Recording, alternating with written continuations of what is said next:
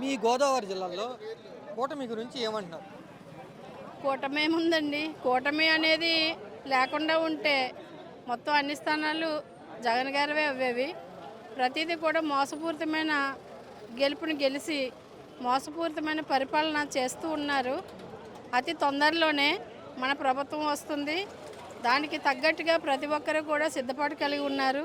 ఖచ్చితంగా మన జెండా ఎగరవేస్తాం. రాబోయే ఎన్నికల్లో 29లో జరిగే ఎన్నికల్లో ఖచ్చితంగా మన జెండా ఎగురుతుంది.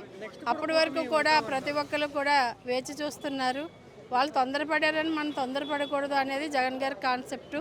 ఖచ్చితంగా జగన్ గారు మళ్ళీ రాష్ట్రాన్ని పాలిస్తారు అనేది కూడా మేము కలిసే ఉంటాం అంటున్నారు. నెక్స్ట్ కలిసి ఉంటారా విడిపోతారా అనేది కాలం చెప్తుందండి.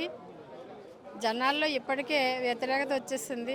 ఎంత కలిసి ఉన్నప్పటికీ కూడా ఓటింగ్ అనేది 100% జగన్ గారికి పడుతుంది. మీరేం చేస్తుంటారు? నేను వైఎస్ఆర్సీపీ పార్టీలో నియోజకవర్గం మహిళా అధ్యక్షురాలిగా చేశాను. నేను ప్రజెంట్ అయితే వేరువాసరం మేజర్ పంచాయతీ సర్పంచ్ కదా. ఆ పంచాయతీకి నేను సర్పంచ్గా ఉంటూ పార్టీకి సేవలు అందిస్తూ ప్రతి ఒక్కరి అవసరాలు తీరుస్తూ గ్రామ అభివృద్ధిలో పాటుపడుతున్నా. మీ శాఖ మంత్రి పవన్ కళ్యాణ్ గారు ఏకంగా ఆయన ఏమంటున్నారంటే సున్నానికి కూడా డబ్బులు లేవంటున్నారు.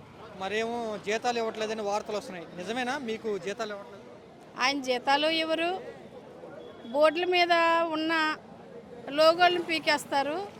గ్రామ సచివాలయాలను తీసేసి స్వర్ణ పంచాయతీలు అంటారు. ఆ స్వర్ణ పంచాయతీలో స్వర్ణం ఉందా లేదా అనేసి కనబట్టలేదు. సున్నాలు వేయడానికి డబ్బులు లేనివాడు స్వర్ణ పంచాయతీని ఎలా చేస్తాడు అనేసి నేను అంటాను. కాబట్టి వాళ్ళు తీసుకునే నిర్ణయాల్ని ఆల్రెడీ సచివాలయం గ్రామ సచివాలయాన్ని ప్రజల గుండెల్లో ముద్ర పడిపోయింది. సచివాలయం అంటారా స్వర్ణ పంచాయతీ అంటారా అనేది కాలమే చెప్తుంది.